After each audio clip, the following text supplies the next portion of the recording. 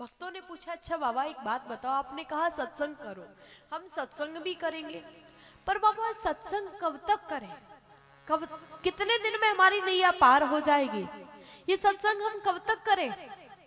1 दिन, 2 दिन, 4 दिन, 5 दिन, 7 दिन, 9 दिन, 1 महीना, 2 महीना, साल भर, कब तक करें सत्संग? तो बाबा ने कहा, बोले इतना तो बहुत है, ये जो तुम बोल रहे हो तो बहुत है। कह दिया, निमिष दंड भरी एक हुबारा। निमिष यानी कि पलक झपकने, पलक झपकने मात्र का जो समय होता है ना, उसको बोलते हैं निमिष, निमिष मात्र। बोले निमिष दंड भरी एक हुबारा, बोले अगर पलक झपकने मात्र का भी तुमने सत्संग कर लिया तो भी तुम्हारा बेड़ा पार हो जाएगा। लेकिन बाबा ने ये तो कहा निमिष दंड भरी एक हुबारा, पर पीछे से एक बात और कह दी, सत्संगति दुर्लभ संसारा। बोले इस संसार में सच्चा सत्संग निमिष मात्र भी मिलना बहुत मुश्किल की बात है। तो आज आप सब लोग बहुत बड़े भाग्यशाली हो जो आप सबको ये भागवत की कथा श्रवण करने को मिल रही है। बहुत बड़े पुण्यशाली हो, क्योंकि जब तक व्यक्ति के पुण्यों का उदय नहीं होता तब तक ये भागवत की कथा नहीं मिलती। सबसे पहली बात तो है हम पुण्यशाली हैं कि हमें मानव जन्म मिला।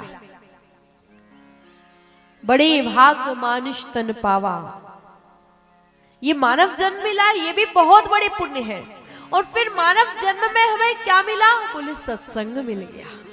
ये प्रभु का सत्संग हमको मिल रहा है, ये हमारे कई पुण्यों के उदय हो रहे हैं।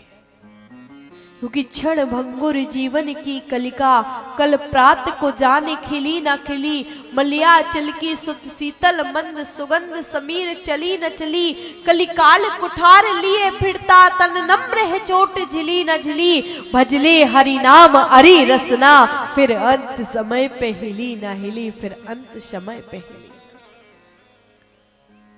अभी जो मौका मिला है ना, इसमें भजन करो। लोग कहते हैं, बोले भैया अभी से भजन क्या करेंगे, अभी तो पूरा जीवन पड़ा है, भजन कर ही लेंगे ना। कहो प्रभु का नाम लो, तो प्रभु का नाम अभी से क्यों ले? अभी तो हमारा बचपन है, अभी तो हमारी जवानी है, अरे बुढ़ापे में जाकर के लेंगे ना। लेकिन जिसने बचपन में नाम नहीं लिया वो बचपन में कभी नहीं ले सकता। ये बात बिल्कुल सत्य है कि बोलने को दी जुबान, कि बोलने को दी जुबान, तू बोलता क्यों नहीं? और राम नाम लेने को मुख खोलता क्यों नहीं?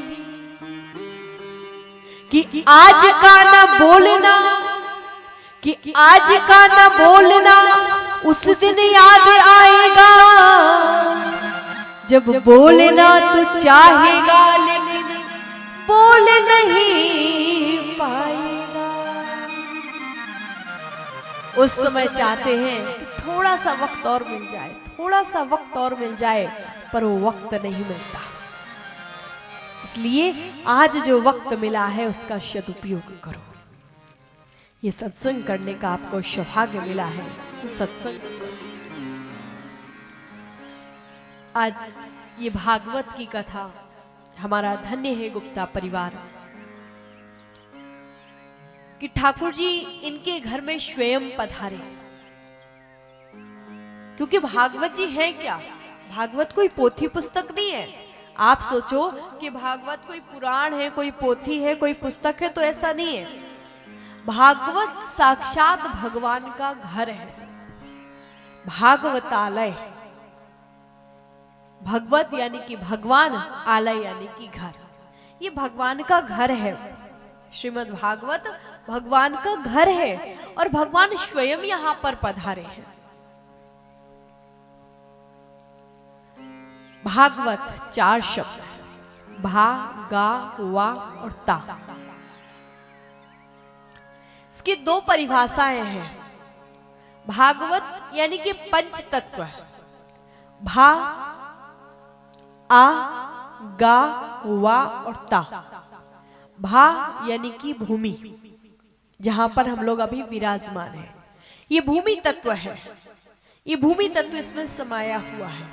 आ यानी कि अग्नि तत्व, अग्नि तत्व भी इसमें समाया हुआ है। गा यानी कि गगन, वा यानी कि वायु, ता यानी कि तोयम, तोयम यानी कि जल। और कहा है छिति जल पापक गगन समीरा पंच रचित है अधम शरीरा। इन पांच तत्वों से मिलकर के शरीर बनता है। तो इन्हीं पांच तत्वों से प्रभु का वो अंग बना हुआ है, जिस अंग को लेकर के भगवान इन पांच तत्वों के स्वरूप में इस भागवत में विराजमान है। भगवान की भी परिभाषा देखो तो यही होता है, भूमि, गगन, वायु, अग्नि और नीर। नीर यानी कि जल। भागवत और भगवान दोनों की परिभाषा एक ही है। या फिर यूं कह लो, भागवत क्या है? भा माने भक्ति। जिस पुराण को पढ़ने से हमारे हृदय में भक्ति प्रविष्ट हो जाए वही भागवत है। गा यानी कि ज्ञान। जिस पुराण को पढ़ने से हमारे हृदय में ज्ञान प्रविष्ट हो जाए वही भागवत है। वाह यानी कि वैराग्य। जिस पुराण को पढ़ने से हमारे अंदर वैराग्य उत्पन्न हो जाए, हमारे अंदर वैराग्य की प्रवृत्ति आ जाए, समझ लो वही भागवत है। ता यानी कि तप। जिस पुराण को सुनने से, जिस पुराण को पढ़ने से तप करने की इच्छा मन में जागे, समझ लो कि वही भागवत है।